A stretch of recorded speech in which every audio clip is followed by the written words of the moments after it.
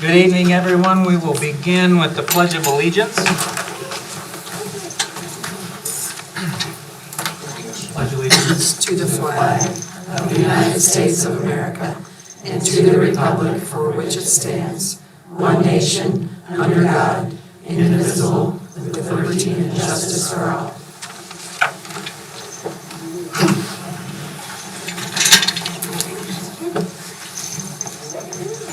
I'd like to welcome everyone to the meeting tonight.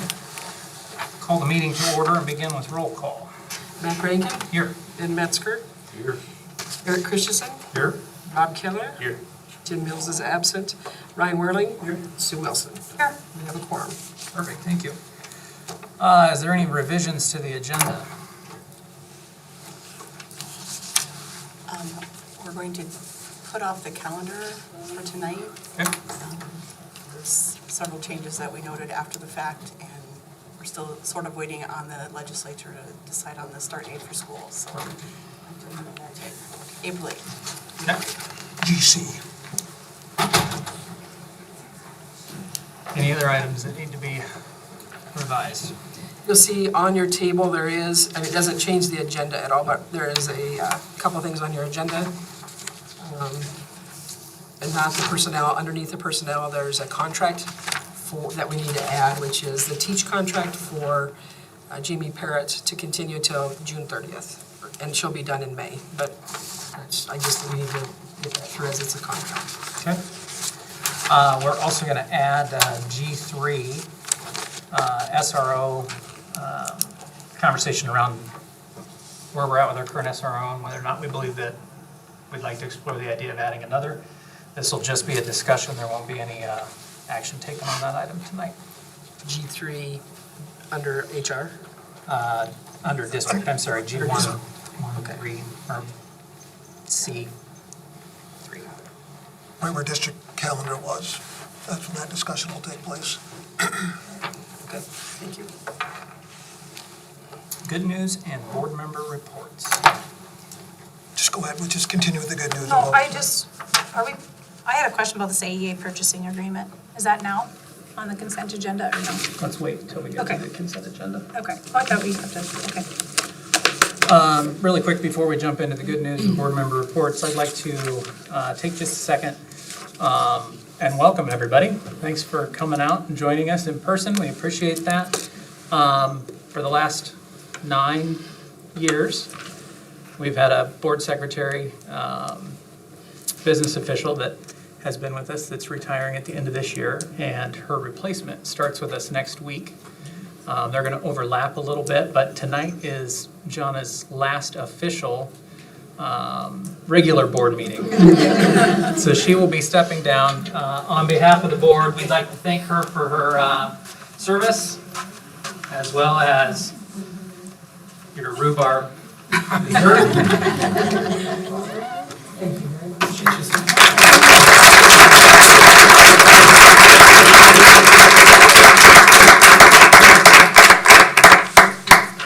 Nine years goes fast. 35 years goes really fast. Thank you, Jana, for your continued support to the district. Any other board member reports? We had our community event on March 4th, where we brought in guest speakers from NAMI, which is the National Alliance of Mental Health, and the American Lung Association on Vaping, and our Warren County District Attorney's Office, crimes victim specialist Sunday Smith, and Lieutenant Keller talked about social media sexting and harassment. So we had parents come, we had some administrators come about different things we can do differently in the school district, in our community, different conversations that we can start to have that will better prepare our community just on those 3 different topics. So a lot of that information is coming into the middle school for our 6th, 7th, and 8th graders to learn all about, and then it is also going into our high school here in May on 3 different days. So I thank all the administrators that did attend. Some of the free resources that are out there for our community that we really need to start tapping into for our families and giving them resources and access. So I think it was a good event, and I am excited for our school and our students and families to learn more about those three things and how we can do better in today's wonderful world. Anyone else? Yeah, I think it's important to acknowledge alumni that are doing really well. Ryder Downey, not only did he knock it out of the park academically, he was a student, just wrestled and won a Big 12 championship and is wrestling for a national championship this week. So a kid who excelled in extracurriculars and in the classroom and is doing a phenomenal job with a chance to represent Indianola.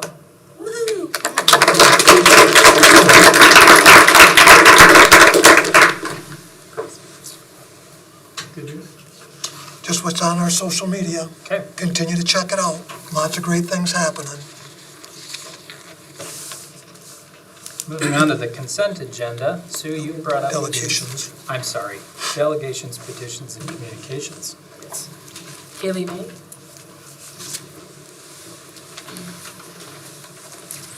I was going to do a slideshow because I like visuals. I'm an art teacher. So I have these printed out if anyone wants to look at them and pass those as a visual. I think we will do that after. Oh, we'll do that after. But we'll get that to you. Okay. Yes, sounds good.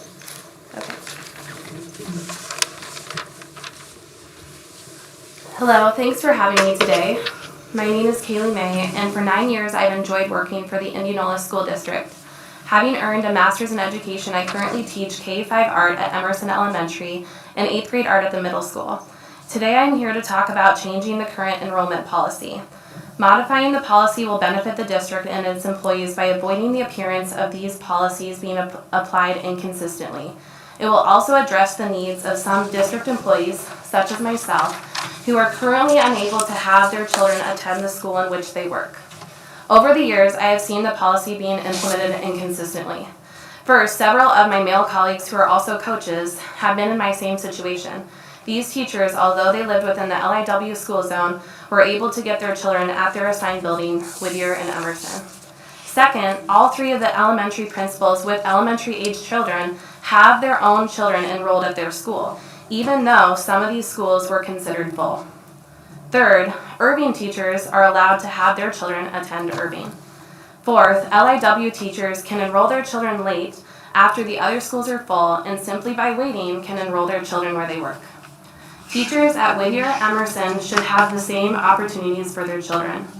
My experience with this current policy, even though I follow the correct channels, illustrates how this policy is not clearly applied for all the elementary teachers' families. Before buying a new home in Indianola, I asked my building principal, then the superintendent, and finally the school board whether my son would be allowed to attend the school where I work. Along the way, I received lots of different answers, maybe, yes, and no. First, I was told I should wait to see in August. Second, I was told my son could attend the school as long as it was okay with my building principal, and the principal was fine with it. Later, while confirming the decision with the district office, I was told I couldn't have my son attend the school at which I work.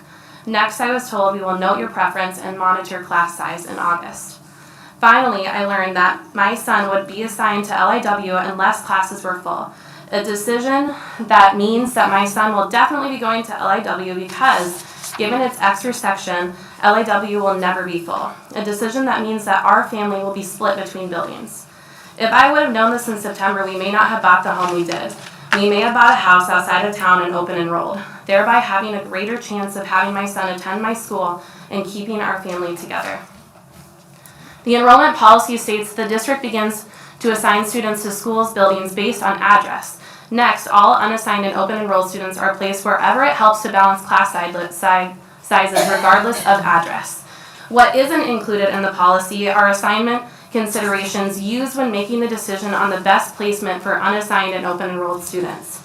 For this reason, I encourage the district to include certified staff in the list of assignment considerations, to write these considerations clearly into the policy and to follow the logical order. We continue to assign based on address and school zones. Next, include rare exceptions such as medical concerns and programs that are only provided in that particular elementary. After that, look at elementary certified staff who would prefer the option of having their children attend their building regardless of address. Next, look at siblings already enrolled at a particular school but who are no longer in that assigned school zone and request the particular school for the younger siblings. Finally, place schools not assigned and open enrolled students. Essentially, when the district assigns someone, whether a teacher or a student, to a particular building, it should consistently keep families together. Think about it. The district would not ask a community member to split up their family between 2 different elementary schools. Families who include elementary teachers shouldn't be split up either, if at all possible. My experience with this policy, which ended up being denied a transfer to a building where my children could attend when another teacher was eager to switch with me, shows that it is more challenging to move a teacher to another school than to move siblings already enrolled at a particular school but who no longer live in the assigned school zone. If there isn't room for all the siblings in the elementary zone they move out of, district practices suggest agreement that placing all the siblings in another school is better than splitting up a family. Yet, under the current policy, having a family split up is exactly what will experience next year with my assigned school being Emerson and my son's school being LIW. Benefits from modifying this policy include teacher retention, teachers being able to be more involved in their building, additional teacher living within the community, and creating the best learning environment for all students. Teachers who feel supported, who feel like they work in a family-positive work environment, will feel more invested to do the best work for their students every day. Thank you for your time.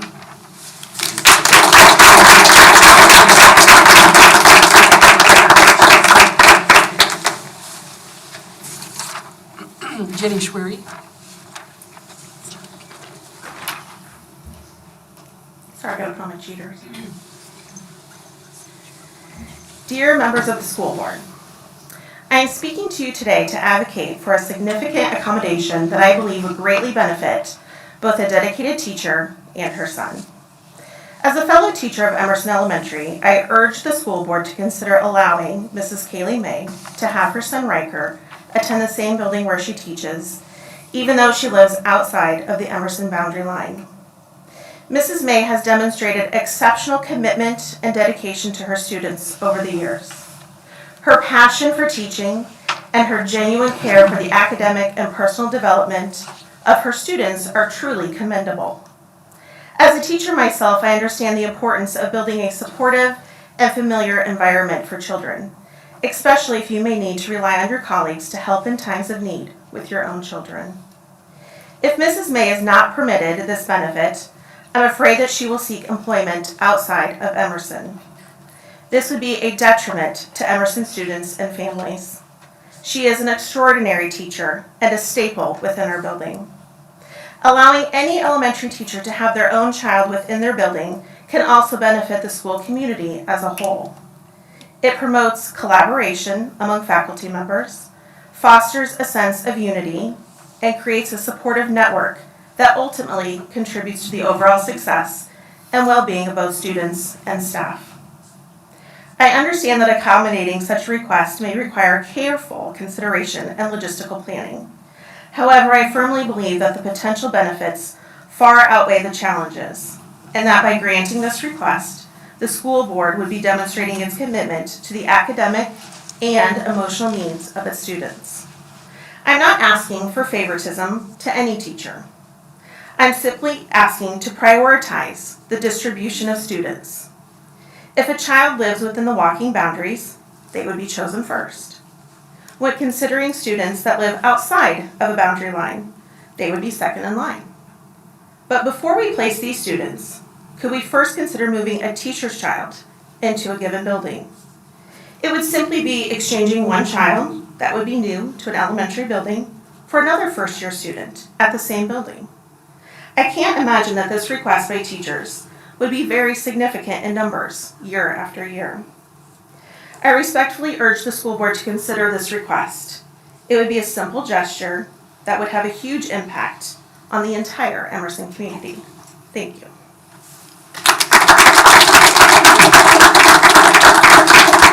Rachel Farley.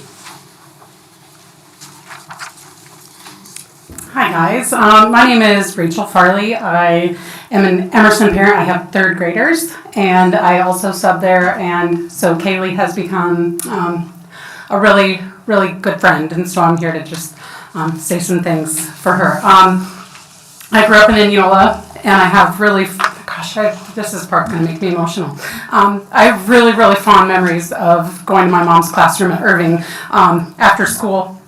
I was able to help her with tasks, to feel connected to my school, help me stay engaged. We were able to come and go together, and it was hassle-free until I couldn't find any more coins to like go to the vending machines, you know, and I'd have to like run around the building asking other people for spare change, or my mom would be like, okay, stop. So I understand that teachers in the district have been denied the opportunity to have that for their kids and to attend the school in which they teach because they are outside of the boundaries. I'm asking you to consider why our certified staff can't be guaranteed, if so desired, that their child would attend the elementary school in which they attend. Indianola offers benefits to their certified employees. Why can't this be one of them? I would encourage you to really think about the reasons why that can't be added to their contract. I would encourage you to see it as employee retention, caring deeply for your staff, and accommodating your employees. You guys have talked about the good news, and I really do. I really love the posts that are going out. I try and comment on them. I keep up with them. They make me feel seen as a substitute, as a parent, and as somebody who kind of feels like I have my hands all over little different parts of the district, and I really love them. Go on one of the posts that was written about art educators and just take some time on your own and scroll through and see what people said about Mrs. May. It was not hard to come up with good words. So I'm here like advocating on her behalf because I care for her, because she is such a deep, like rooted in Emerson, and I'm gonna stand up for my people. But I also think that this is a really great policy to have. This is off script and I'm gonna keep going. But I asked some of my friends in different districts who were teachers, who also have kids, like, what do you think? And it was unanimous, quick, like, yes, that should absolutely be a benefit. Another friend who's a teacher in a different district and said, I really wish that my district offered this, because she was like staying in the building that she was teaching in just so that her kids could go to the same building, but she wishes that she could be at another building. So you can see that it's not just this situation. Education is already multitasking wizardry. Let's give them this convenience.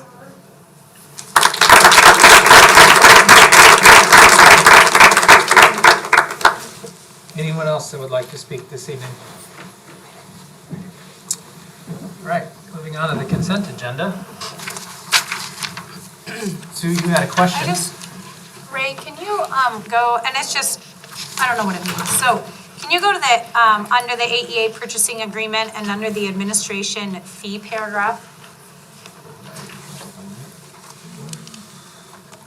Sorry, I should have put a page number down.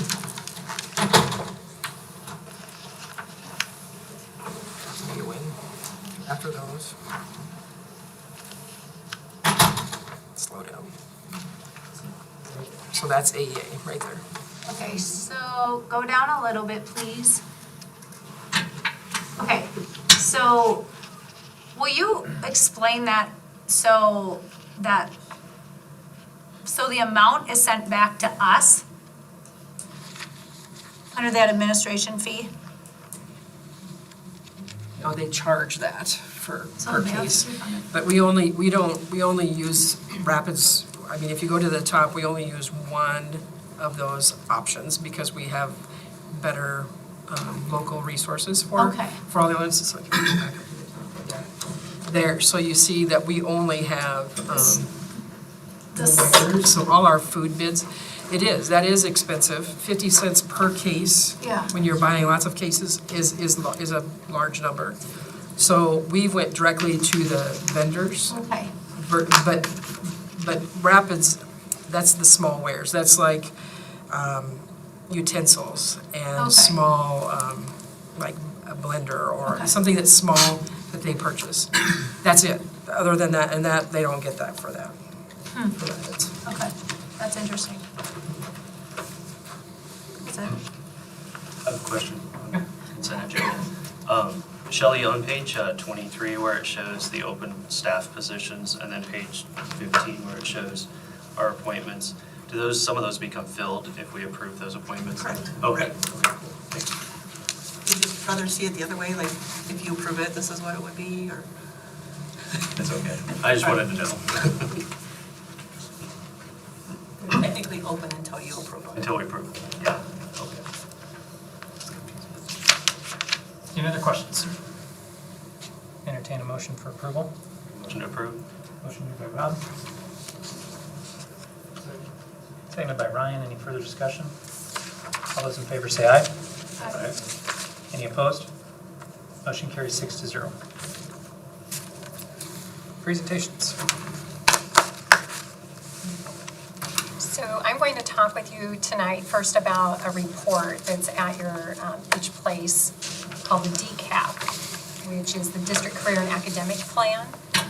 And as you can see, there's quite a few pages to it, so I'm just going to talk about the first page. And then I'm going to show you some slides about kind of branding and publicizing what we're doing in relation to this report. So the DCAP came about a couple years ago to support the Department of Education's, I would say, interest and support in making sure we have all of our students college and career ready by the time they graduate. And so regional partnerships were put in place, which are committees of people that then support school districts and consortiums of school districts in developing programs to help us reach that goal, to make kids college and career ready. And so within this report, if you take a look at the one of the first sections there that says the section outline, in here, they want to stress that we bring this to the school board every year to help keep you informed as to what's taking place and to get your input in relation to your goals too as a school board. We have team members, because this year we formalized this and created a focus group that involves teacher input and their guidance, and honestly, they did a lot of the footwork in this report. If you'll see there's several sections to this, actually 7. Section 3 is all about course planning. And that has to do with the middle school and high school students. And again, you can just look at the first page if you want and read through this at your leisure, but to know what's in the report and then how it supports this. Section 3 is about how middle school and high school students create a plan that's individualized for them. That's called the ICAP, the Individual Career and Academic Plan. And within that, they create their selections of how they want to end up by graduation, what they want their educational programming to be. They select courses and create that pathway. They can change it at any time. They're to have parent input on that every year. But again, that takes them from their 8th grade year, like looking to the future, where do you want to be? In here's also a section 4 called work-based learning. The Department of Education has now asked us to make sure that within our plan that we're addressing work-based learning opportunities for students. And how are we doing that? So that explanation is in here. Section 5 is all about digging into that individual career plan that students create in 8th grade and review every year before they graduate. Again, that's called the ICAP. Within that plan, students take a look at how are they developing their self-understanding of who they are, career information, making sure that they're getting exposed to careers and exploring them, ensuring that they have a post-secondary exploration. Are they taking a look at the trades, 2-year colleges, training programs? If the 4-year college is something they're interested in, we're building them up to making sure they can be successful with that. And the essential component number 5 talks about, are we doing things to get ready for that? Do you know how to make a resume? Are you applying for financial aid? Do you know, for example, how to prep for making sure you have the classes to get to the stage that you want? There's also a section 6 in here, which is also being emphasized even more and more from the Department of Ed on the free application for federal student aid, the FAFSA. And this is something our high school counselors work very hard on, trying to help our parents fill out that application so that they do know, can they get financial aid federally for their post-secondary efforts or education that they want.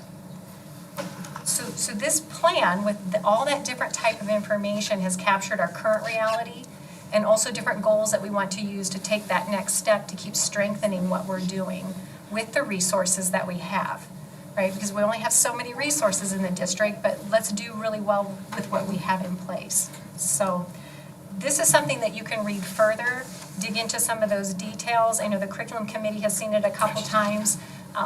And I'll talk about how this builds into your goal as a board when you set your college or career and tech education as one of your goals in the recent years. So with this, Ray, I don't know if you want me to point at you each time that you go to this slide, or how do you want to do this? I don't think it's in the packet. No, the presentation. Yeah, the presentation, yeah.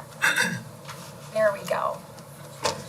So on behalf of the focus group of teachers and administrators that are trying to brand this, we present to you a career quest, which is one thing that we were finding is we have so many really good things that are going on. We have goals that we're working towards, but there's a gap between people in our community or our students or to our families to know what is Indianola doing in this area. So we can brand this in some way, such as Career Quest, and when you hear that, you kind of automatically are thinking about this is what it's related to. We can use this for anything that we're doing for our social media publications, et cetera, when we're talking with students.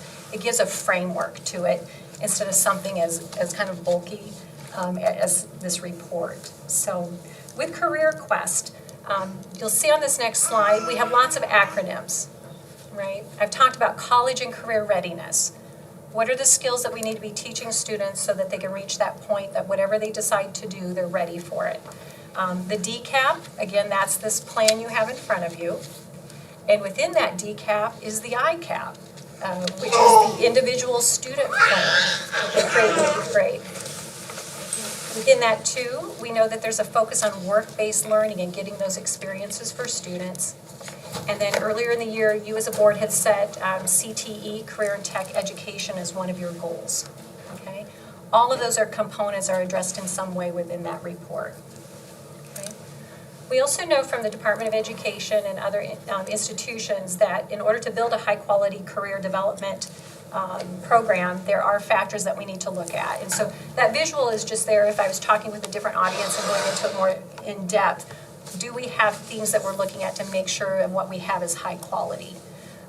So that's kind of a guiding framework, but also the regional planning partnership, this report will get submitted to a committee who will review this with a rubric and give us feedback on what is going really well according to the information provided and what are some gap areas that we could consider improving on. So there's two different layers there of what we're looking at for quality. So within this, how does it align with where we're headed as a district? We know that partnerships are very important in the Indianola district. And again, earlier this year, you had set a strategic direction that's listed there that we wanted to maximize teaching and learning and meeting those students' individual needs. And this is really what this is all about. That next one with the partnerships is also a lot of work was done with the strategic planning process to pull out what the parents' desired daily experience is for their students. And that was one of those that they identified, that they really do want their kids to be future ready. The next piece here about Career Quest, just overall, is that we do want to help the students to develop. And not just here, but nationally, also abroad. We know we're living in a global society now, and we need to take a look at what can we offer kids within any level of their lives that they can be successful. So the framework within this report as to how we're organizing things comes down to these 4 sections. We want to ensure that kids are getting career awareness, activities that help them with their self-understanding, work-based learning experiences, and also making sure that they have some career planning supports along the way. Now, you'll notice in this report later that this really addresses grades 8 through 12. The report does. That's what's required. But there are also things that are taking place at the elementaries because we want to have that K-12 structure in place. To achieve that, we want to start focusing even more heavily on these Career Quest actions where we're having meaningful conversations, and that includes all staff. How can we move this forward to it? It also includes our bus drivers, our custodians, our associates, our teachers, everyone, not just our counselors. It's very difficult for them to reach every single student to the depth that it's needed. But we want people to be aware of how can you have a meaningful conversation and listen for that ask. You'll even know on some of our alumni spotlights that we've had on our social media, and even some of the interviews that our science teachers have done with alumni who are in this field of science.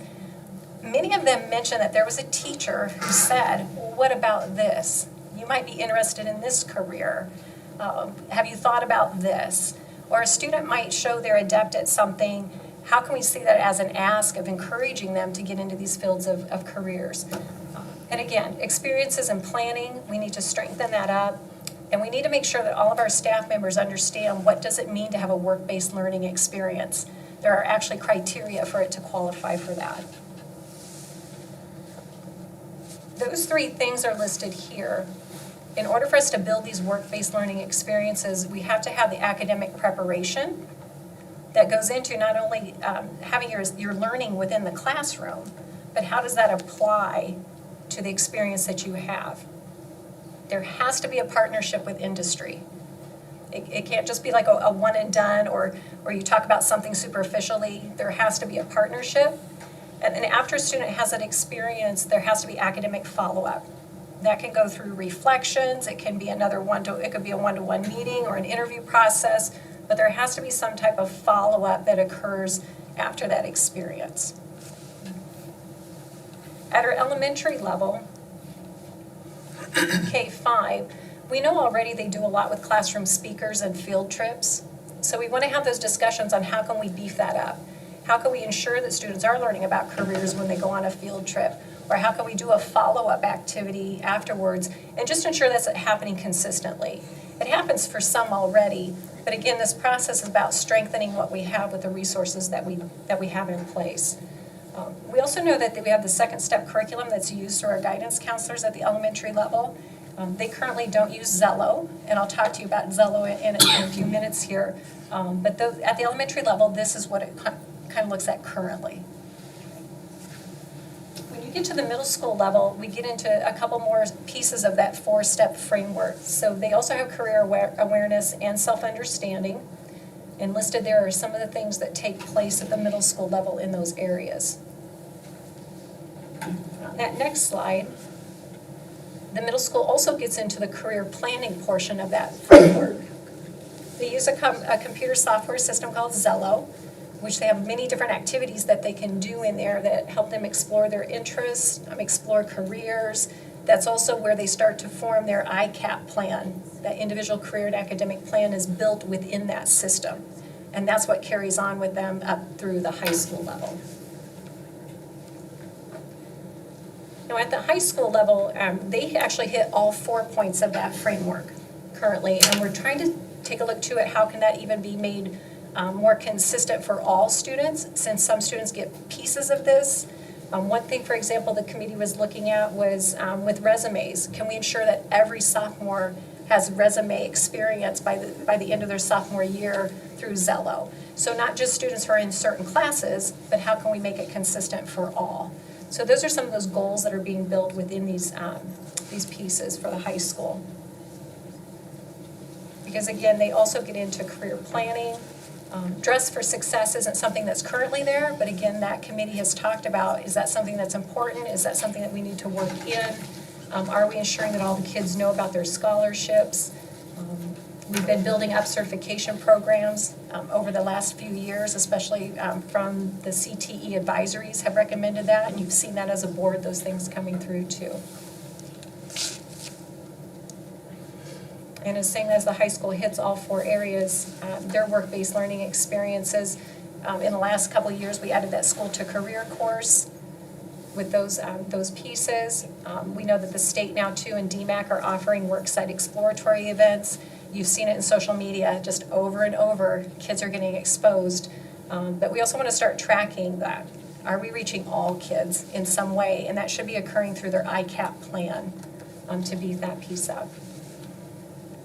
Those next few slides were just examples of things that you have seen before, especially with work-based learning experiences and also the School to Career course at the high school, of things that students have been able to experience. Just a few more there, Ray. And truly, I want to thank Kathy Timmerman, my curriculum assistant, who put all of that information into something that looked visually appealing, and the DCAP focus group that has really done a lot of work with this report to get that put together. So we're going to keep digging into this to see what else we can do with the resources that we have. It'll get submitted to the Regional Planning Partnership for a review. It'll get scored and let us know what are some areas we want to look at. And then that too, I'll bring it back to the curriculum committee for like the next step of that too, to see where does that fit in place with, as you have set a goal as a board, CTE, what does that mean then? So that we're in alignment with like, what are we working on, and is that your vision for the district too? And so a lot of those details you can see in here, but that would take you some leisure time to sit down and read through those pieces. We have steps in place if we have students that are not progressing through their ICAP. They should be having their individual counseling sessions with those, and that would be involving the parents. That was one piece that they had identified, that even though the high school and middle school pushes out information and links to parents about their student's account, not everybody is logging into that and looking at the information. So we're trying to use some of this media to make it much more, I guess, recognizable. And so like if parents are hearing Career Quest, and have you been into the Career Quest piece of their plan, so we can get even more parents in that, because they need to be involved and can help influence what's in the plan. But it's also nice that they would sign it every year to say that they've been involved with that. So to answer that, it really should come back to that one-to-one meeting with the counselors. Yeah. Any other questions? I just have one quick comment. I think one of the biggest things that Annette really focused on, this is not just a secondary area that we focus on. It really is how to make sure that we have these experiences for these students when they're still in elementary school, so they can build on those things. So it really is a K-12 or PK-12 vertical articulation on this, because again, there are a lot of kids that in middle school, they think they want to do something. If they don't experience till they're in 11th or 12th grade, it's like it's almost too late for them to make an adjustment on what they want to do. So if we can expose them to more things early on, it gives them a better opportunity to go down that avenue or that path they want to in secondary or middle school or high school, even post-secondary. So I think it's a really nice K-12 alignment that we're trying to get accomplished. Thank you, Annette. All right, moving into our discussion and action items. First item is issuance of the 2024-2025 contracts. On your table tonight, and it should be in the packet online, is the TLC. They're also certified staff contracts that were missed from the packet. They're in there as well. So it's 14 staff members that are on there. Make a motion to approve the 24-25 certified teacher contracts. Second. Motion made by Ben, seconded by Rob. Any further discussion? I just want to say, because we have some teachers in the room, I try to say it every time, is just thank you. I fully believe we have one of the best overall education opportunities around, and you guys are a giant part of it, so thank you very much.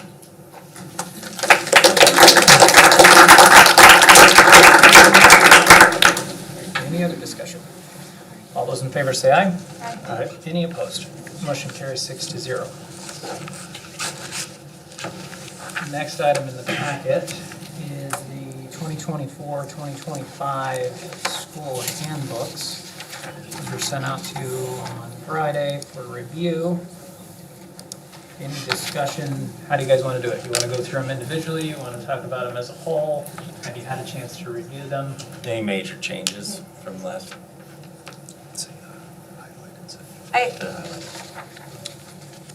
The changes are in the packet, highlighted on the pages. My page numbers are cut off on the bottom of my printout here, 65 through 66, 7, I believe. and this might be me just being ignorant, but under the childcare, or no, it said Emerson childcare will be provided on days school is closed due to weather. Is that correct? ICC. Oh, that's ICC. Yeah. Is that in every building? Well, it depends on where they need to have it. Usually it is at Emerson, it seems to be, but they'll bus them to one area or possibly two, depending on how many students are taking advantage of that. Okay, so it could be more than just Emerson. But yeah, I think their focus is Emerson, and if they need to go out from there, they will, space-wise. I have a question on the elementary one. It looks like the major change is just in regards to dress code or appearance.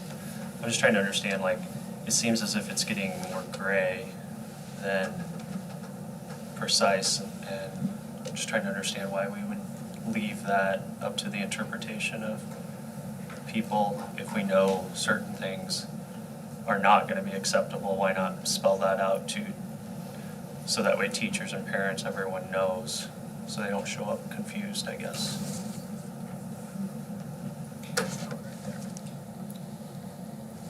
So spell that out, is what you're saying. Yeah, or I guess I just felt like what we did have on there, like face paintings, temporary tattoos on the face, things about hats, it kind of spelled it out so then the student, the parent, the teachers know exactly what it is, but then it almost feels like it's getting very gray. Just overall saying inappropriate student appearance, like, I don't know if you would start to get in a situation where one person thinks this and another person thinks that. So I don't know. I just didn't understand where we were going with that. You can bring it up at the admin meeting. I mean, if we need to come back and circle back on that. That's the only question I have.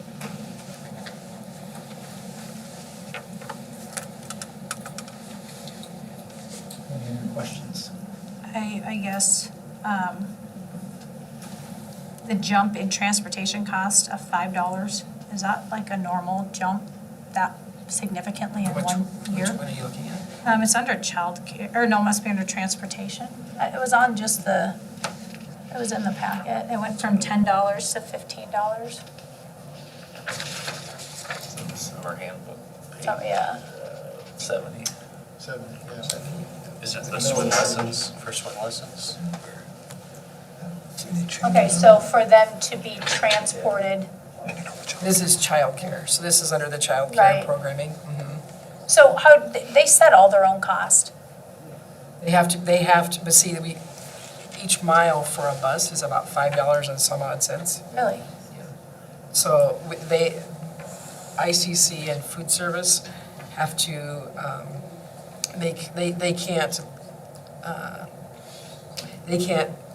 operate with a deficit. They have to make the means between their revenue and their expenditures equal.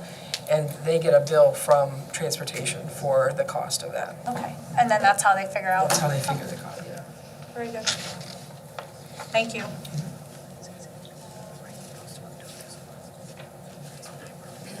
So at this point, we're just gonna put the elementary one and everybody else, and we'll not check on that.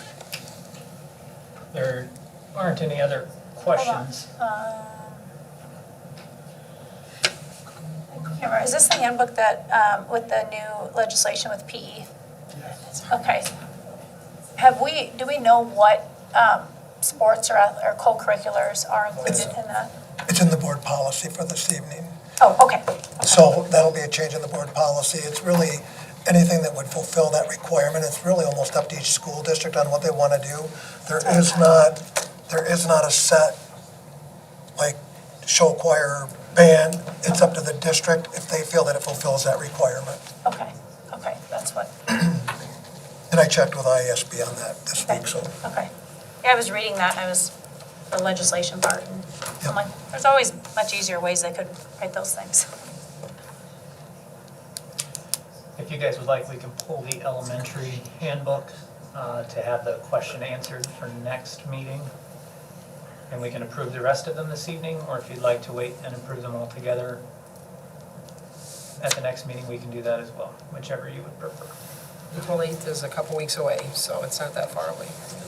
I'll make a motion to approve all of them except for the the elementary one. Second. Motion made by Rob, seconded by Eric. Any further discussion? All those in favor say aye. Aye. Any opposed? Motion carries 6-0.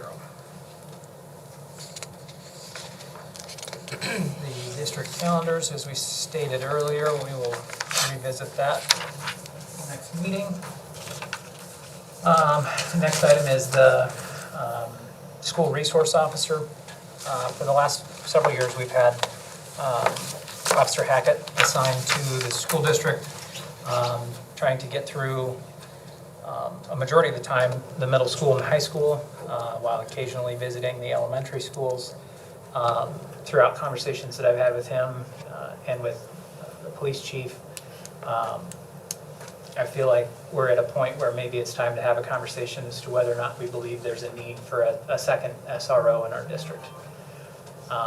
We've said for the last 2.5 years that I've been on the board that safety and security is a priority of ours, and Jay's doing a fantastic job with building relationships with our students and not just providing overall security. It's way more than him just being a police officer walking around our buildings. Ballpark idea on what the cost would be to add another one is somewhere around $130,000. We would share that cost 50-50 with the city. Obviously, we need to sit down and kind of fine-tune those numbers a little bit, but there is an opportunity if this is something that we decide either in April or in May that we would like to move forward with, that the city would be able to get that in motion, hire an individual for that position and get them through the SRO training. I wanted to kind of hear, I guess, what the rest of the board's idea or thoughts were on something like that, and if we feel that it's needed.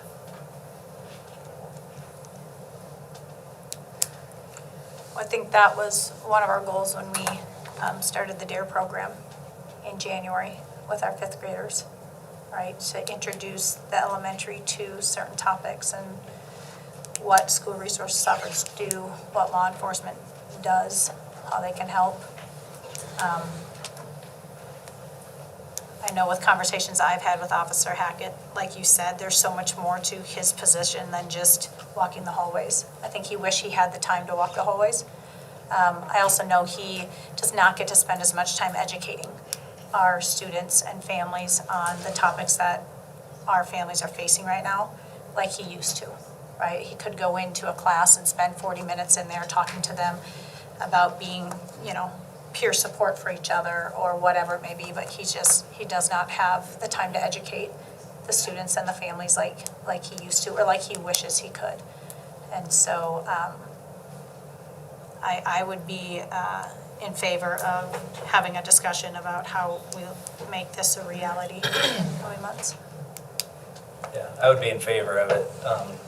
Couple things. Point about Jay focusing more on communications and less on security. I would argue that the primary goal of security is communications. And as a society, we're so obsessed with once the toothpaste is out of the tube, we need to focus more on keeping it in the tube. And keeping it in the tube is building those relationships and the communication piece.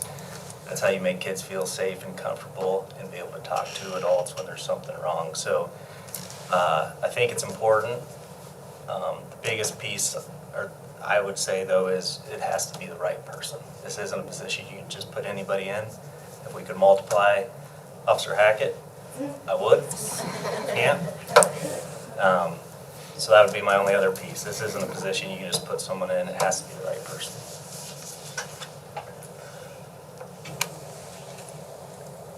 I agree with Sue a bit.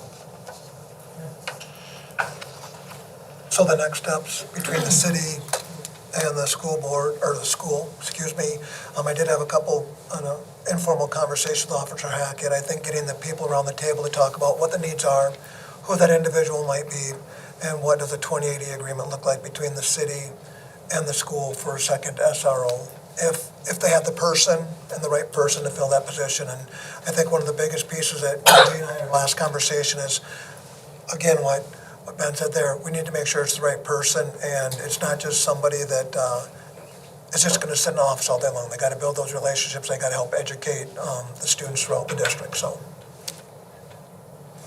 We'll set that up, and hopefully, I don't know if we can get it done by April, but for sure before May. Human Resources Committee report.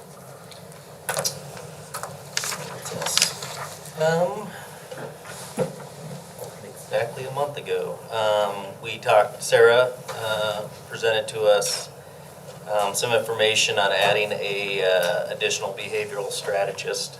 Right now, we have one, the need and the number of students in need of that service has increased greatly over the last year. And there's a lot of data to support a position such as this, so we can make sure that we're providing the best possible service to all of our students. And then the other thing we talked about was the snow days, which the administration came up with several different options, and they recommended to us the best option, which we voted for several weeks ago. So that would be the, which option was it?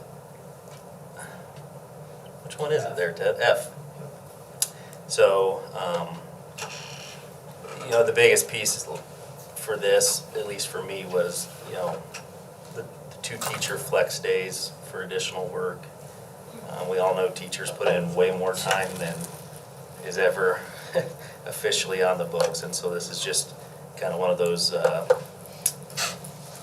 building pieces to show that we appreciate what you do, and just gives you an opportunity to be flexible in how you spend those days. Any questions for the HR committee? Next item is the technology committee report.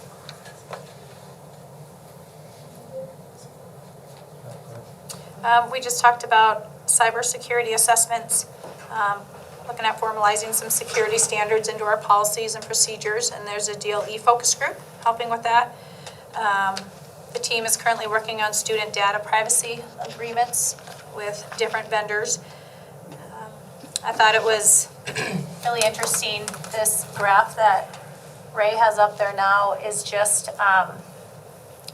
how many times somebody, and these are different countries, have used our indianola@k12.ia.us in an email or something, and it was like in 180 seconds, or like a 2-minute window or something, and how many times that our firewalls, right? You can speak and correct me. This is your language, not mine.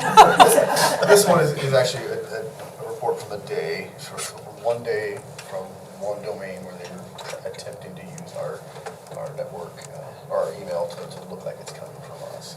So, And there were countries I had never even heard of. I get like probably 30 of these reports a day. This is just one of those. So it's kind of crazy how that's just try to look like this. I'll say this next one does show that 1 minute interval of how many times we're being scanned. So this is just 1 minute throughout a day, random sampling of where they're trying to figure out openings into our network. So this is a log of that. So I guess it really drove home the point for myself that when we really try to educate on, are you opening the right email? Is it coming from the right people? Like how important it is to really make sure the login does look like it, or it is real. So I did think one of the funnier comments from one of our focus group members was, red bad, green good. So you kind of look at the graph there and tell what's happening there. yeah, Ray's team continues to work really hard on the stuff behind scenes that we don't really see and maybe don't pay a whole lot of attention to, but is really, really important in our safety. So, and I know Ray's got some new staff coming on and stuff, so it's been very eye-opening to learn about what him and his team do, and they do a lot for us behind the scenes. Ray, do you have any update on the security grant stuff that we were looking to purchase and how long it's gonna be before that stuff comes in? I don't have an update on when that's gonna be, that's been sent back to the vendor, so we'll have a date for that. Thank you, Sue. G5A is the Envision contract amendment. Ted or Johnny, do you want to talk about that? So, and I know Jason is here, back in the back, and, from Envision. Basically what they put a best guess estimate when they started the process, and now that we had the design development is kind of the mark in the sand, where then that's the percentage of the 6.24% of the contract amount, or of the design development amount would be a piece that then that's what they're requesting, and that's kind of industry standard. So now that we have a project, obviously we're past the design development stage, so we can process this and get this going so that we're timely in our payments as they start working on the project. I think you can go to the next slide, it'll show more of that information. A little bit lower. There you go. Final fee for the phase 1 and phase 2 is right in the center of the screen. So in all, their cut is about a little over 5 million between the two phases. Phase 1 and phase 2. Yeah, about 5.1.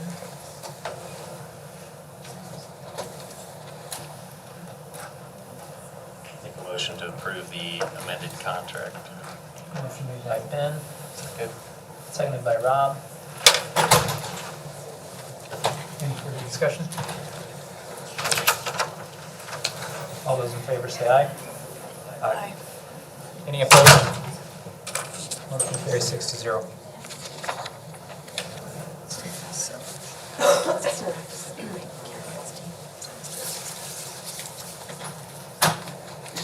Where you going?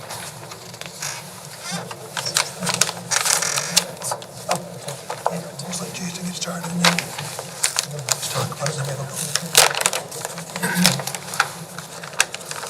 Are you ready for the next? Yeah. Okay. Our bid letting was on the 29th of February. We had 4 bidders. And I'm gonna let Jason talk about it because he knows, he lives this more than we do. But we had a base bid and we had 4 different alternates. And as the discussion happened, and I may need to defer to the facilities committee, which would be Rob, Tim, Ben, and Jay. he's back. So as a facilities committee, we met in January and talked about the different alternates and what we should look at, what we shouldn't look at. And I'll let them speak to, you left. I know exactly what you're talking about. Okay, there you go. So we are on, the actual project. The alternates? Yeah, the alternates, the pieces of the alternates, as alternate 1 was a parking lot, which could be done at any time and is not really needed, but would be a nice to have, not a need to have, and not even a close to need to have. There was also storage underneath the admin suite, which if you don't do it now, you'll never do it, probably.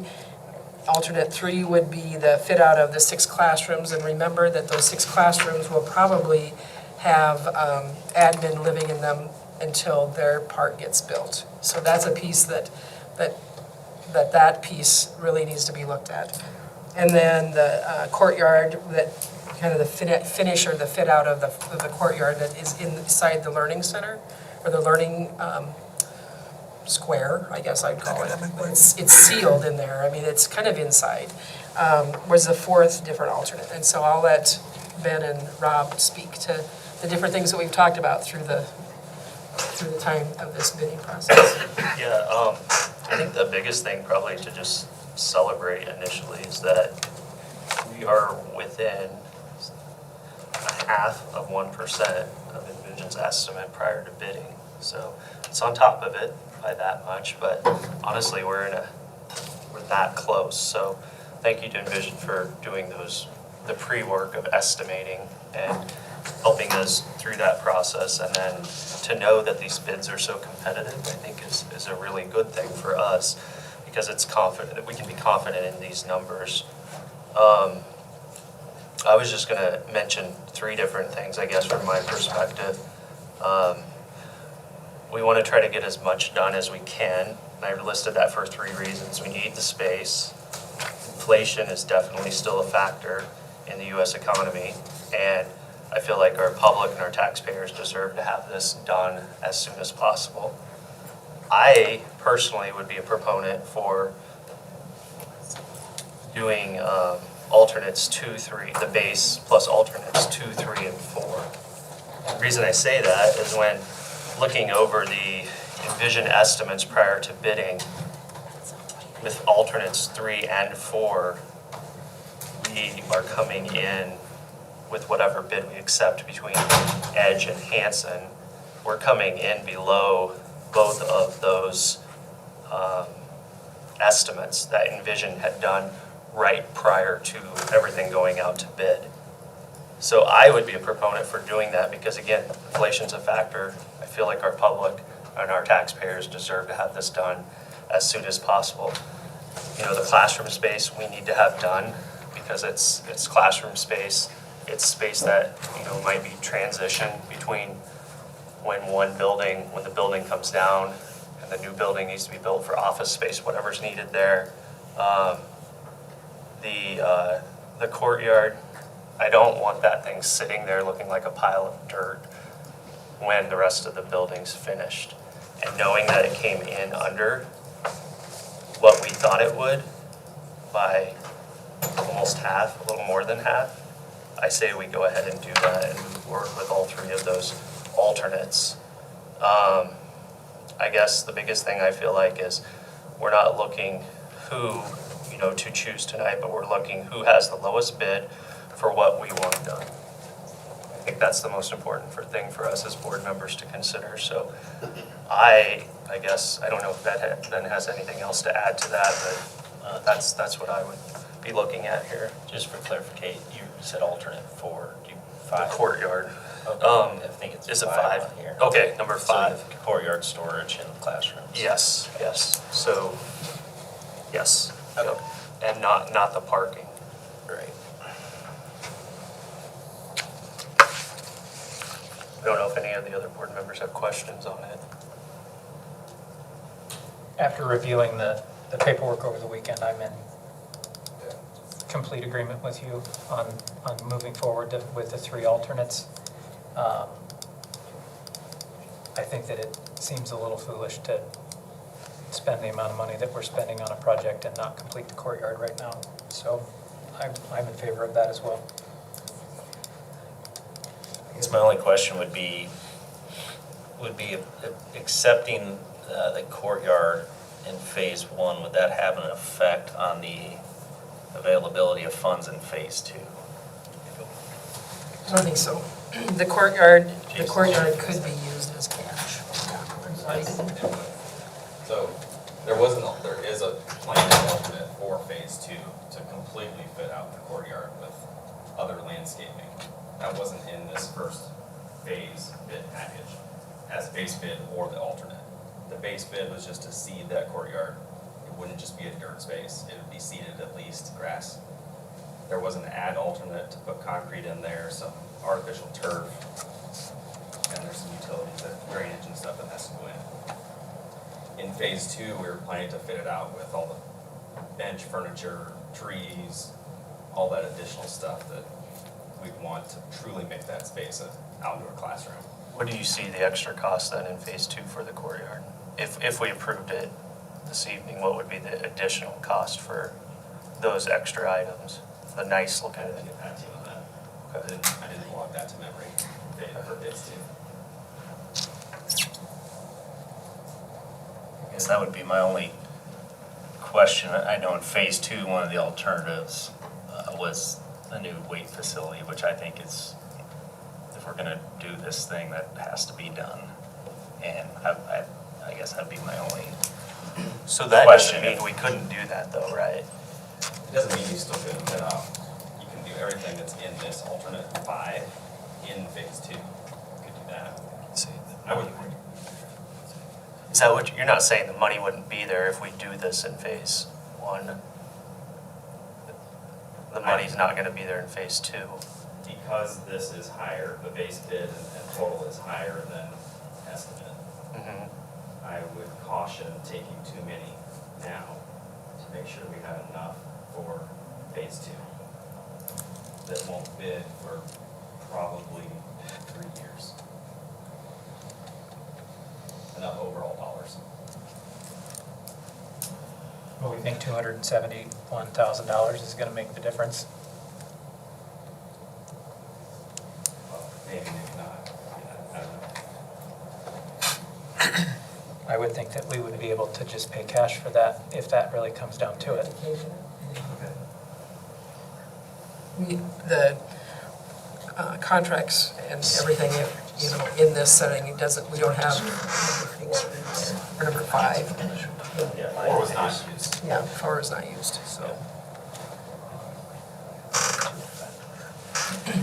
We just wanna make sure that things that are being offered in phase two, such as the weight room, you know, some of those extras, by making a decision on these alternates tonight, that's not gonna impact us whether we can do those things or not. Will the money be there to be able to still do those things? Maybe that's a Jonna. That's probably a better Travis question, but we are holding back some cash that could help with this. Are we doing any cash on this part? Right now, it's all bond and sales tax. Sales tax combined with geo bonds.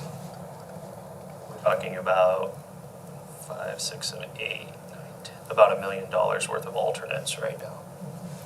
Just shy of that.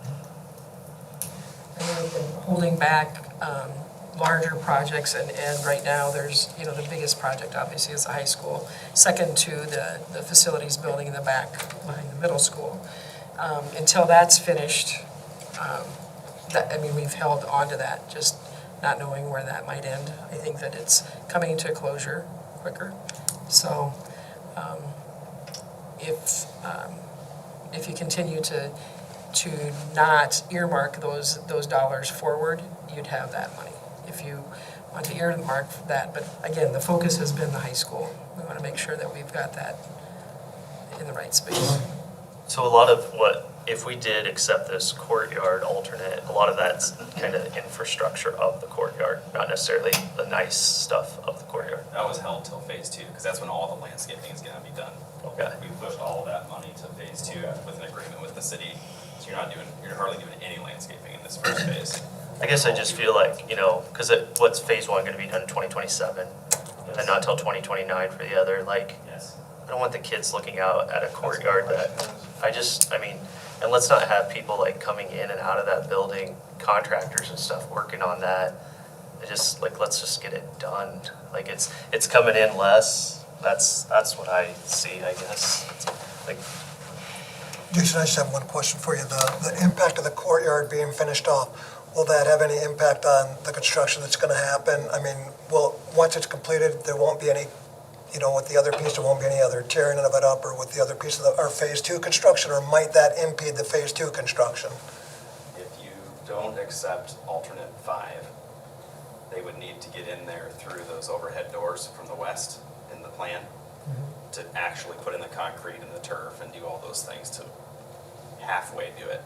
Then they'd have to get in there a second time to put in all the plantings and the landscaping and all that. That's right. Yeah. If you accept the alternate, they'd still have to get in there at least once to put all the plantings in later. but not to do Not to do all underground the turf and drainage, concrete and all those things that you accept as alternate now. Is that an issue because you've got to go through kind of the garage doors? It isn't an issue. Okay, thank you. Just nice to have that learning space done, 100% done. That's what I feel. Does that mean that you, just for clarification, does that mean that you want to consider pulling the landscaping that's planned for phase 2 into that alternate? I don't think so. I think just what's mentioned here already. Okay. Just limiting to that. just limiting the phase 2 stuff to the trees and the plantings, essentially. That's what you're saying. I just remember, for those of us who went to high school there, you know, it had a courtyard. You never got to use it. You never got to see anything. And like, I don't know. I want all the, like, as soon as it's ready, let's let all the kids get out there and be able to use it, the teachers be able to use it and stuff. I know they might not have furniture and stuff like that, but that'll be coming, so at least it's usable. And So, clarification, two questions. So, if we didn't add the alternative 5, and I want to, but I just want to know, what becomes of that space for 3 years? It'd be a seeded green space. It'd be grass. Yeah, just grass. Okay. Phase 2 wouldn't need that space until the final green trees, you know, that would not be hindered upon, or Yeah, if during phase 2. you go down the theoretical path that you do not accept alternate 5 today, I would propose modifying the alternate number, I forget the number for phase 2, to include the stuff that was in this alternate in phase 2 as an alternate with the landscaping. So you could either do it now or you could kick it down the road and do it later. So it's seeded and usable if we don't accept. Correct. But the only way to get in there and mow is to drive a lawnmower through the building, correct? Yes. Which was why we elected to do the turf.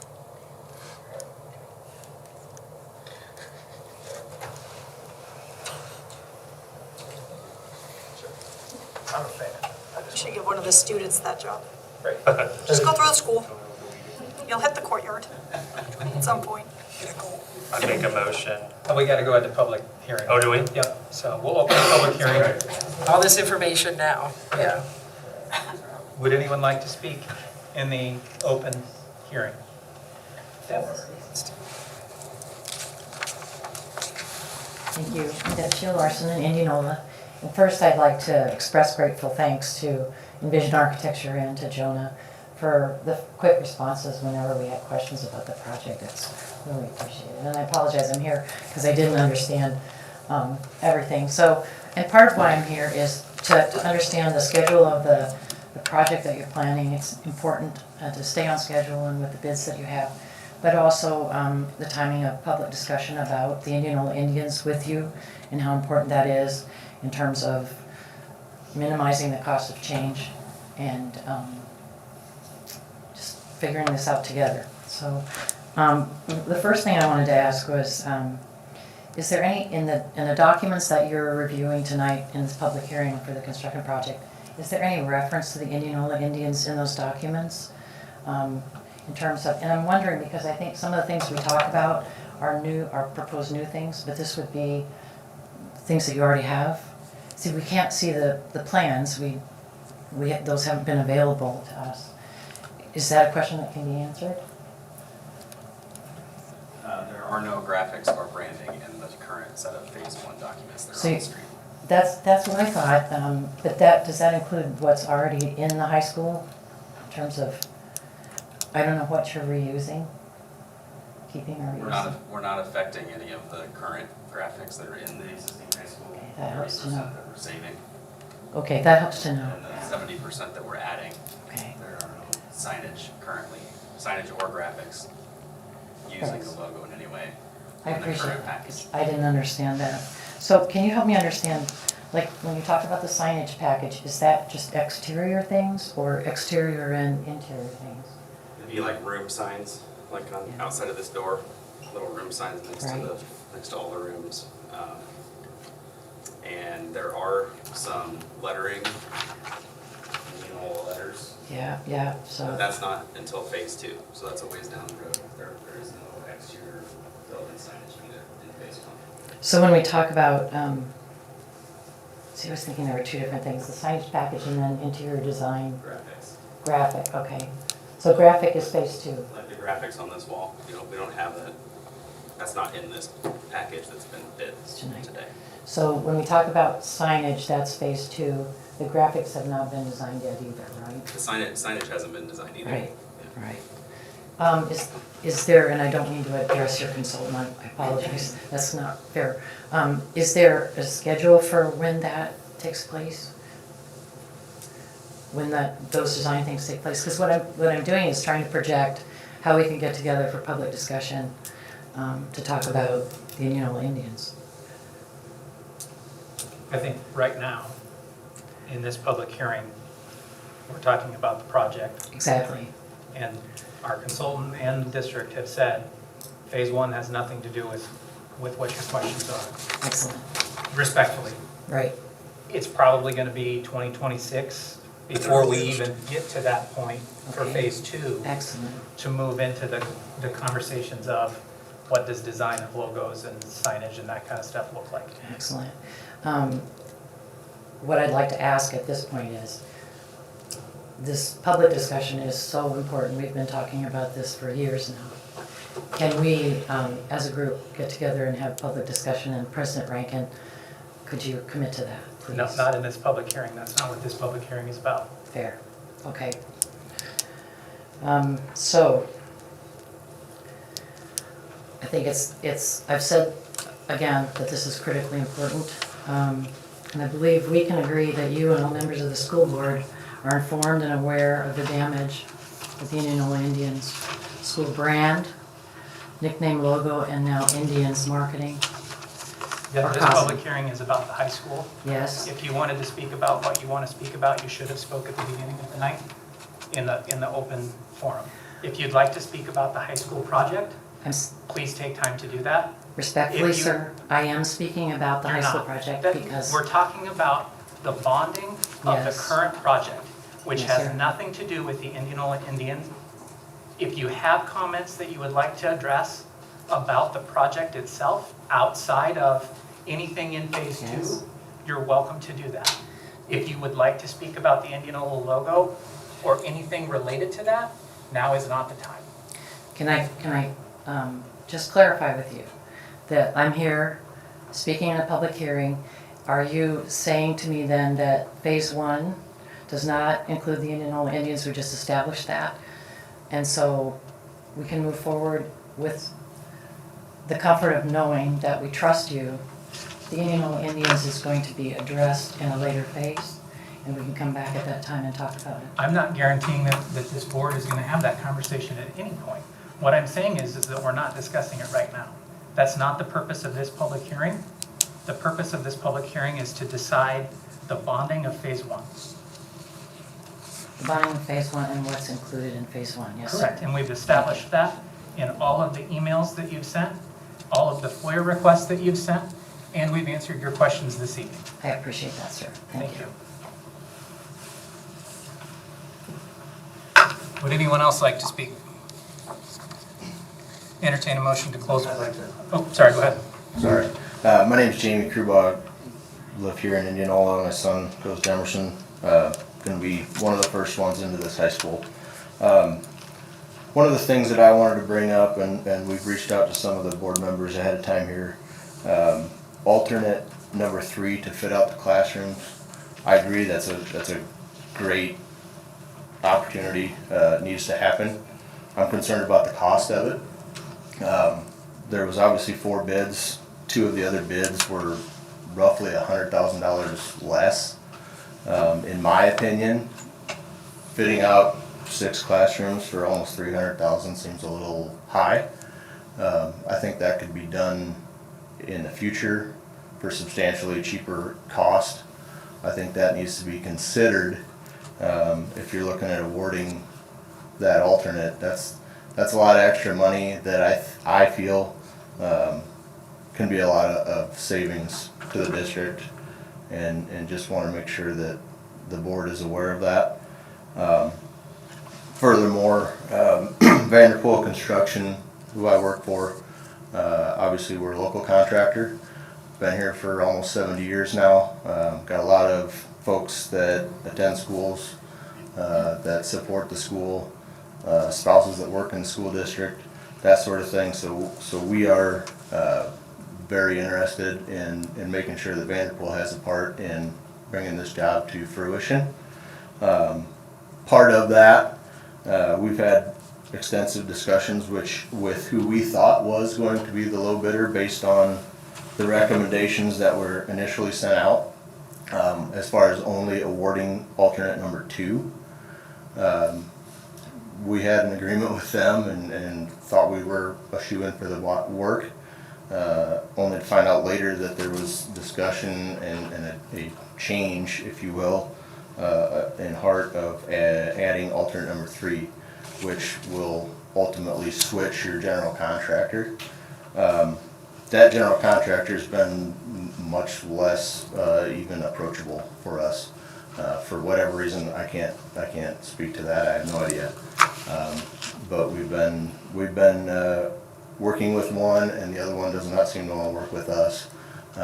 So I'd like for your consideration from that aspect as well, to keep some more of this work local and make sure that local contractors are working on this project, I think is important. And one way to do that is to not take alternate number 3 and look at, in the future, I think you can get a local contractor to fit out 6 classrooms well under $48,000 a piece. So, thank you. Thank you. Anyone else? Motion to entertain closing the public hearing. You don't need to do that. Okay, closing the public hearing. Any further discussion from the board? Was it ever said that we were just doing number 2? Because I guess from the facility standpoint, I always thought we were trying to get as much done as possible. Inside. It was my The understanding. information I have shows only alternate 2 selected, and I think it's even in that package. So at some point, something changed. I'm not for sure that document was provided by the district. I think it may have come from Envision. Right. All of the conversations that we've, as a board, have had since last summer have been doing multiple of those alternates. And the classroom build-outs was always on our radar in our discussions. I'd have to go back and look at minutes or listen to previous meetings, but as far as the conversations that we've had, that has been the plan from the beginning. And I don't disagree, I'm just concerned about the cost, I guess.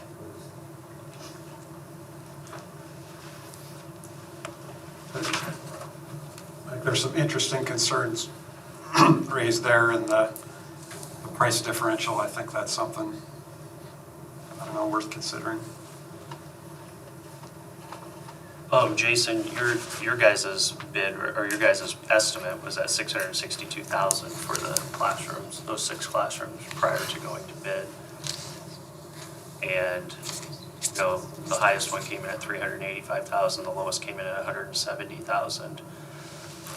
The scope of the work's not just going to be painting, a carpeting of the classrooms. I'm guessing it's more than that, like electrical, everything in those classrooms.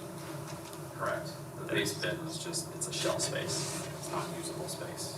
That's why you guys came in at $662,000. It's essentially temporary lighting, no ceiling, no carpet, no drywall, no paint, none of that stuff, none of the teaching wall, casework, whiteboards, tack boards, none of that stuff would be in that space. It'd be raw space as a base bid. So you were showing about $115,000 per classroom in your base bid for that alternate. Yeah.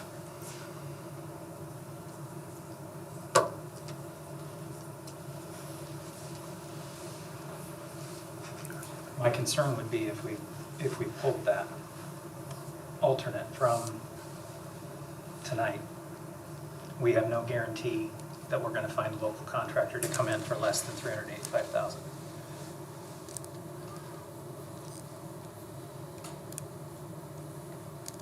Not that I don't appreciate everything that our local contractors do for us, but we are required to go to low bid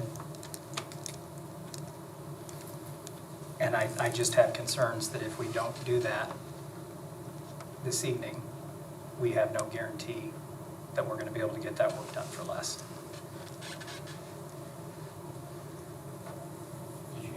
Did you guys work with us on the classrooms over at was it the middle school? No. Shive. Do you remember off the top of your head when we split that classroom outside of the media center? I think that there was more than that. There was a special ed classroom. There was like 3 or 4 different things that happened at the middle school. It's about $250,000 for all of it that happened. So because this is not my wheelhouse, when you say we don't build them out, that space would just be there. And then we would have somebody else come in later and put in the 6 classrooms, the drywalls, and make it a workable space. Is that how this process works? So the space is there. Real estate is there, it's just not used. It's just not usable. Right. It's not like an addition to a building where none of it's there. It's central to the academic wing. It's just unused, unfinished space. And when things like this happen, do you have to wait until the entire project's done before you bring in another group to do a project like this? Or can you have 2 different things going on at the same time? Is it good practice? At one time.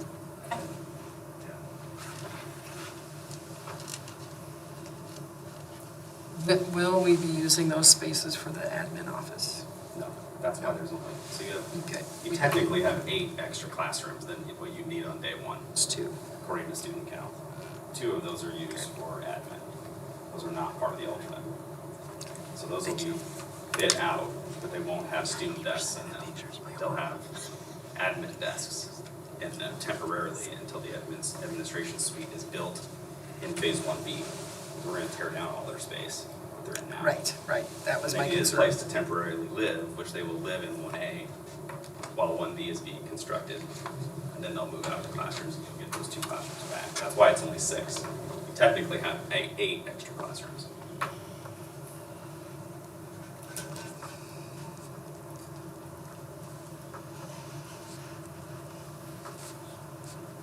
What's the consensus of the board?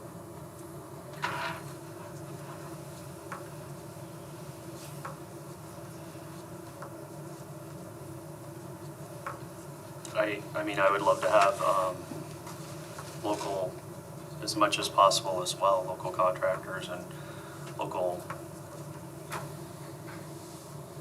workers working on our building as much as possible. But I think we have to go back to what we originally have been saying over the last year, was to try to get as much space done as possible.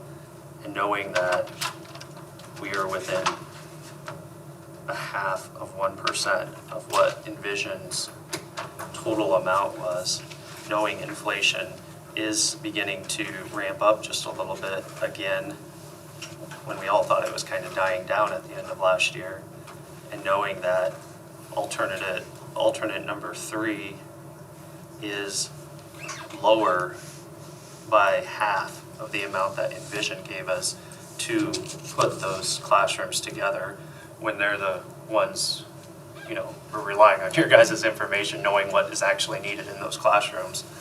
I guess I would make a motion to accept the bid from Edge Commercial with the base bid, alternate 2, 3, and 5. There's a motion made by Rob.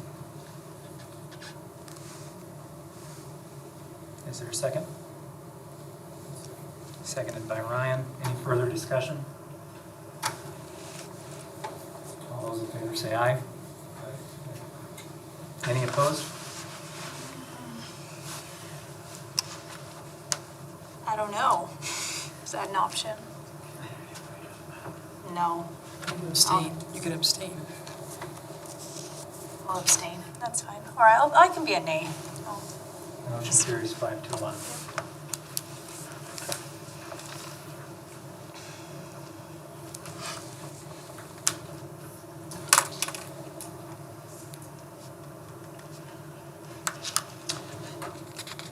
the 2024-2025 preliminary certified budget. Now we're getting exciting, right? Really exciting stuff. Right. Go ahead and, as you kind of, you can, first of all, go back up to the top, please. We don't have SSA yet, and I don't know if you saw it on the news that, again, we don't have anything as a school, you know, from the state yet, so we don't know.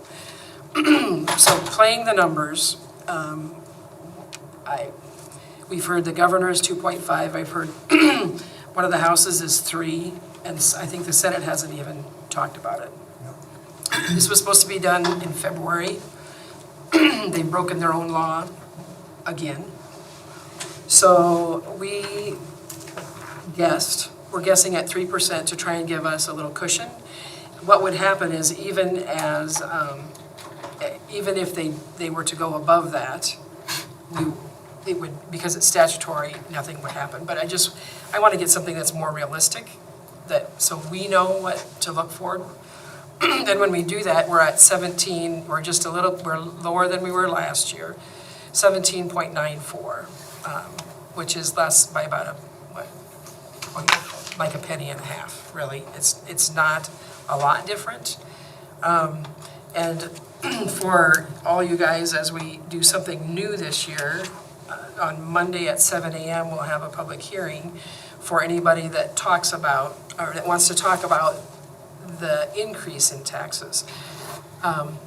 However, from the time I published this to now, it's actually our rate is going down. I mean, not a rate, our dollars will go down, depending again on what SSA will do. So it's like a shot in the dark maybe. But what we're looking at is 1794. Last year we were 1795. I think it says that in there. So down just a bit. And what I explained in what is going to the paper and what is going out to all constituents will get a mailing next week sometime. Or this week, actually. So I think it goes out on the 20th, and our meeting is the 25th in the morning.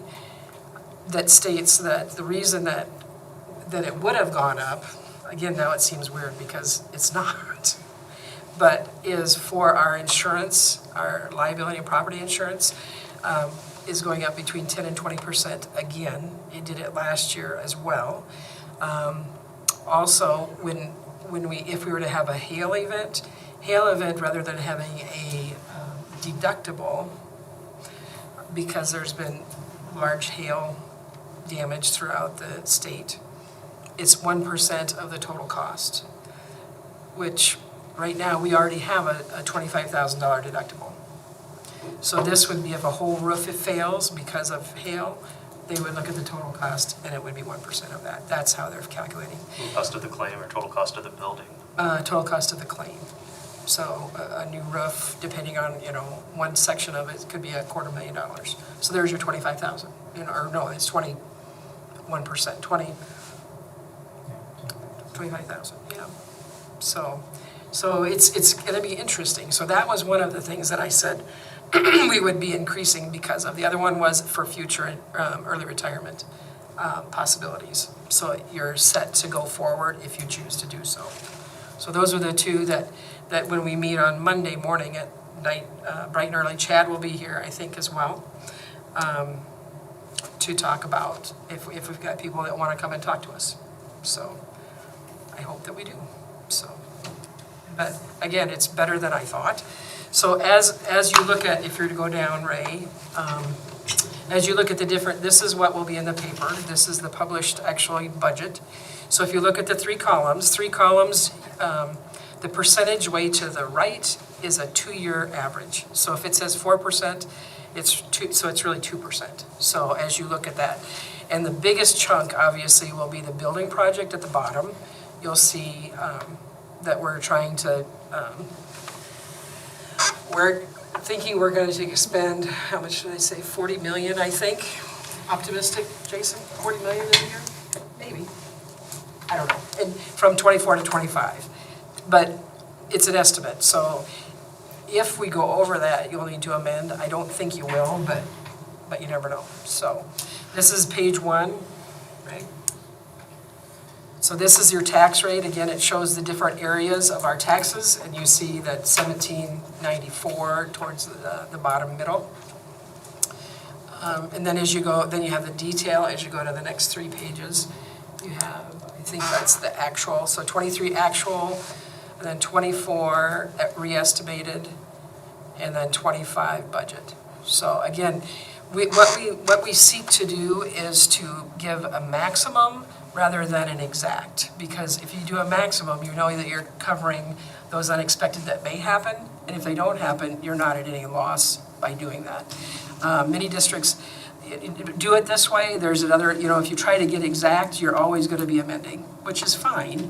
The other piece that we do need to think about is if the legislature doesn't do anything, if they do nothing, it's 0.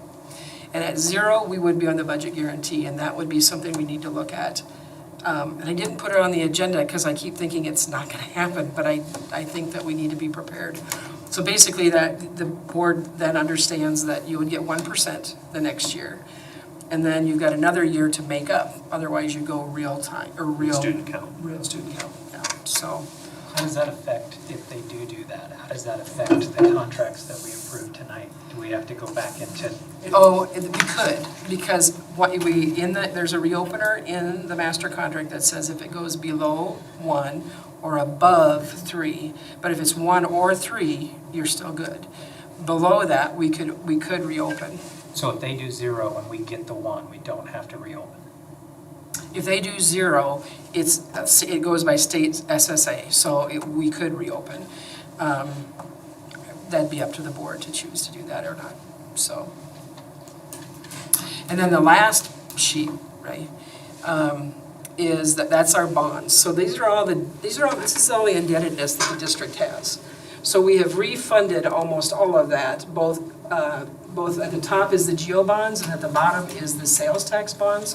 So we have done, with Travis's help from Piper Sandler, we have done yeoman's work to get that down. I mean, over $8 million worth. So that's good, but we still have to service our debt as we move through until we can get it paid off. So, meticulously. So, any questions on that? See, I told you it was exciting. Motion to approve the monthly financials. What's that? No, you said, yeah. Second. We haven't gotten through that yet. Oh, we have more to go. That was just the first part, right? Go ahead, Jonah. That was the budget part. Yeah. Yeah. Do we need an approval? So this is to submit it to the paper for approval. So the first sheet that you saw is what actually will go to the paper. And again, it accumulates everything that's in those pages that show general fund, activity fund, management. It all goes together into one. So it's not a very usable document from anybody in my chair, but it gives you maximums for what the district has throughout. So. So what's the motion of this section? This is just to approve the budget for publishing. Motion to approve the publishing on page 127, is that what it is? Is that what it is? Yeah. It says Notice of public hearing. That's what you want. For 2025 certified budget in the local newspaper. Motion by Ron, seconded by Ben. Any further discussion? All those in favor say aye. Aye. Any opposed? Motion carries 6-0. Now we can get into the monthly financials. So, we have 2 months this time. So we have December and January. He'll have February and April. So you can kind of see, unless you have questions, I'll just keep us going so you guys can get out of here. You'll notice that in the cash flow for, I think January, you'll see that it's high. We received a big chunk of our last ESSER funds, and our instructional support monies, which was almost 1.5 million, which is above what we typically would receive. So it does look like we're receiving a bunch, I believe it'll level off as we work through that, so. Because that money's pretty spent. That's the money, so all our ESSER money, which is the COVID funds, have been spent now. Now we can make a motion to approve. Sure can. You want to do both of them at the same time? Sure. Okay. Go. Make a motion to approve the monthly financials. Is that what you said? For both months. For both months, January and, no, December and January? December, January, yeah. Motion made by Rob. Second. Seconded by Ben. Any further discussion? All those in favor say aye. Aye. Opposed? Motion carries 6-0. Waste and recycling bids. And you thought that this was not exciting. Fine. Let's go to our waste and recycling bids. We learned a lot, facilities and myself, we learned a lot about what charges and what things, how this works. So we looked at this as, cost, and we wanted to bring in local and smaller industry, but it's hard to do when you've got such a big company such as Waste Management. So it kind of, she did a 4-year, Benita in the facilities office asked for 4 years. And so there's a percentage increase, but to show you here, we just have that piece. But it did help her to see the different costs that we had that now would be part of this. So I think that we will see a savings possibly, but it was very interesting. Again, talking trash, right? Make a motion to approve approval of Waste Management as the district's waste and recycling service through June 30th, 2028. Second. Motion made by Ben, seconded by Eric. Any further discussion? All those in favor say aye. Aye. Any opposed? Motion carries 6-0. Finance Committee. Thanks, good. Met on the 20th, over the aid levy worksheet, we talked about the budget. I think those were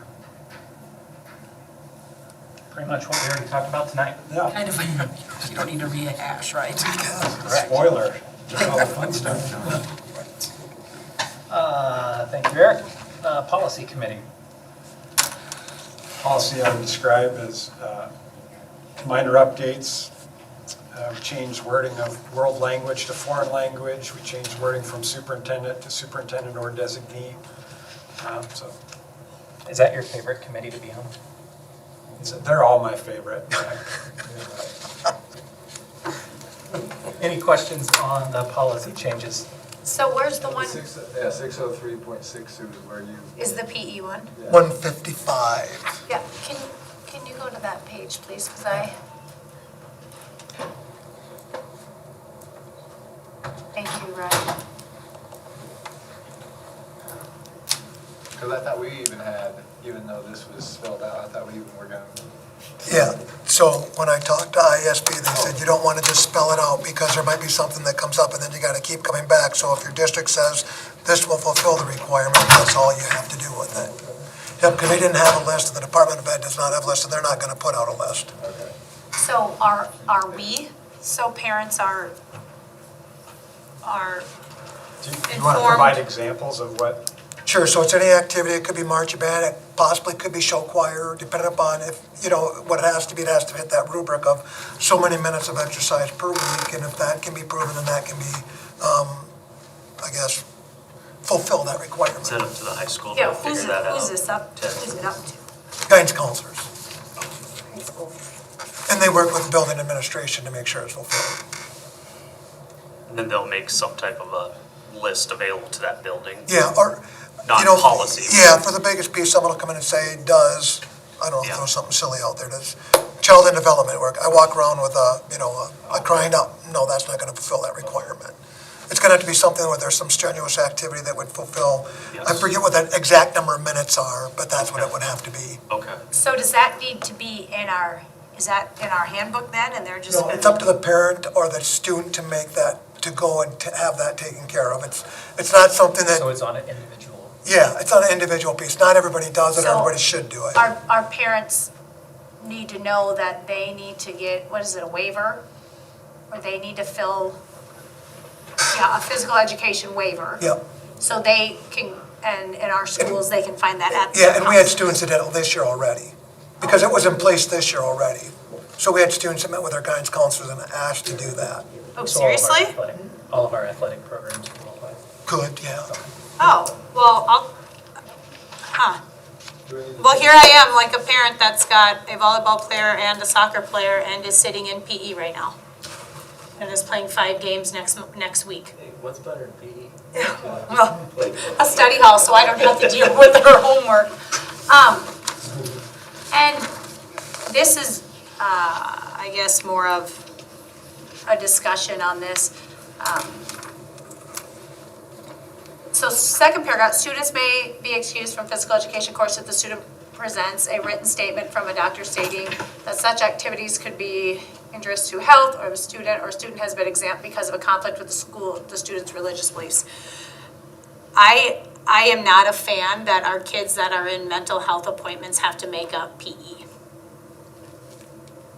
Like if they have a scheduled mental health, not with a guidance counselor, like a mental health professional, one of our on-site therapists or off-site therapists, that they then have to make up PE, but if they have a note that says, I don't know, they're sick or whatever, they don't have to. So somehow I find that. Is that, I was thinking they had to make it up if they were sick for the day. They still have to run. Yeah, I don't know. I just don't know if that's sending the best. You would know.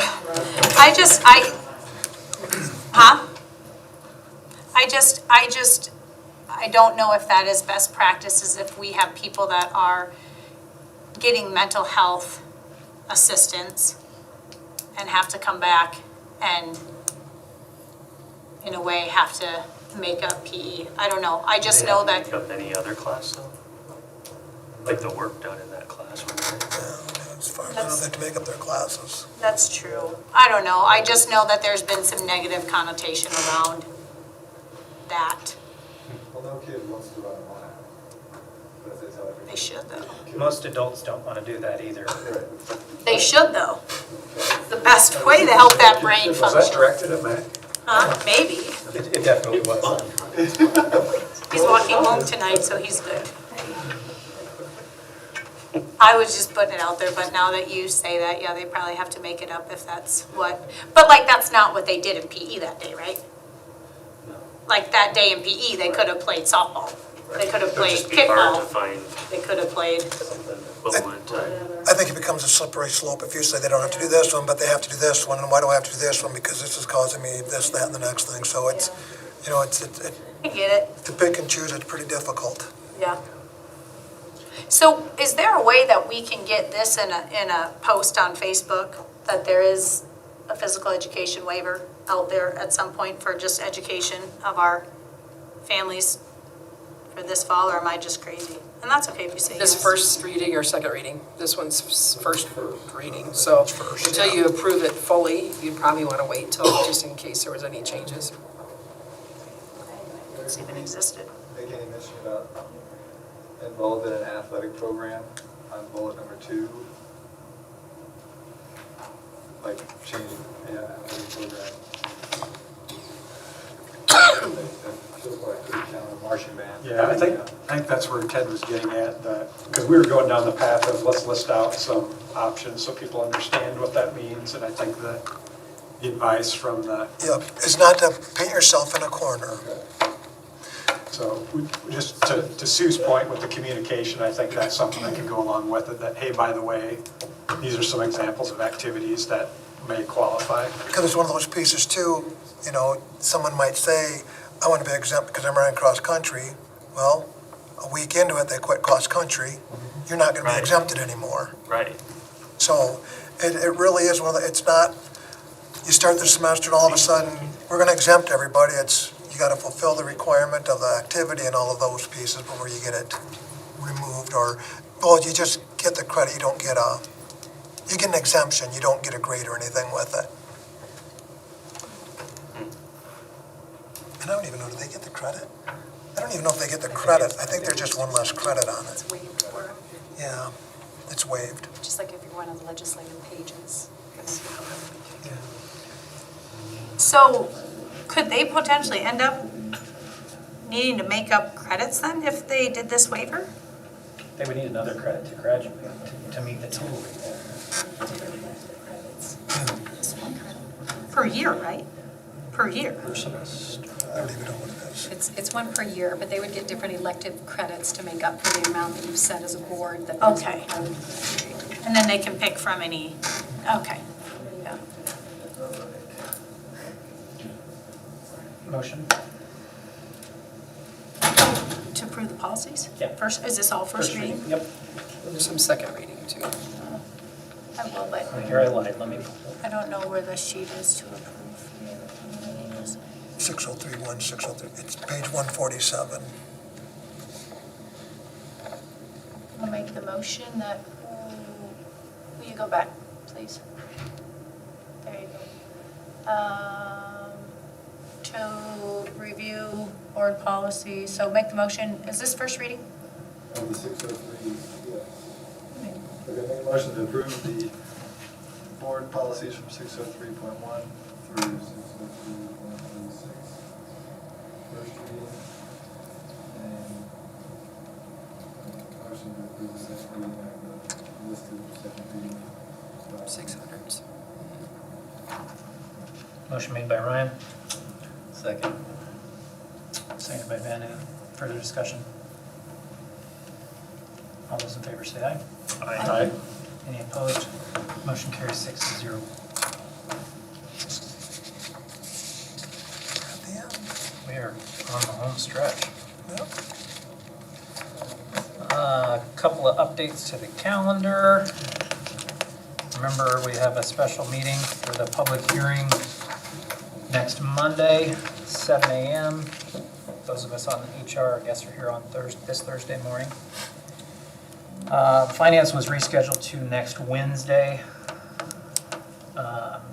Any other changes that need to be made from? Do you think elementary, Ted, can get back with us by Monday so we can just get that? What's that? Can an elementary get back with us before Monday to put that? Probably not. Oh. I don't think, I'll try. Okay. I'll see if I can get it done on Thursday, but But we need, I don't know that we can. we can do an action item on that. This property tax public hearing has to be only that. Yep. It has to be open and closed, and Then we'd that's have to it. do Could you another do, one. then could you just do another You meeting? can do another special public meeting? hearing, but I'm out of town, so I don't know that I can get that. We should be fine if we do it on the 8th anyway, on April 8th. Yeah, it's closer than we think. All right. The tentative agenda is started. I've got SRO and elementary handbook on it for next time, Yeah. for the 8th. Any other business? If not, I entertain a motion to adjourn. I can read your statement. I'm gonna wait. Okay. Second. Sorry, was that Ryan and Rob? All those in favor? Aye. Motion adjourned. Motion carries. You're adjourned.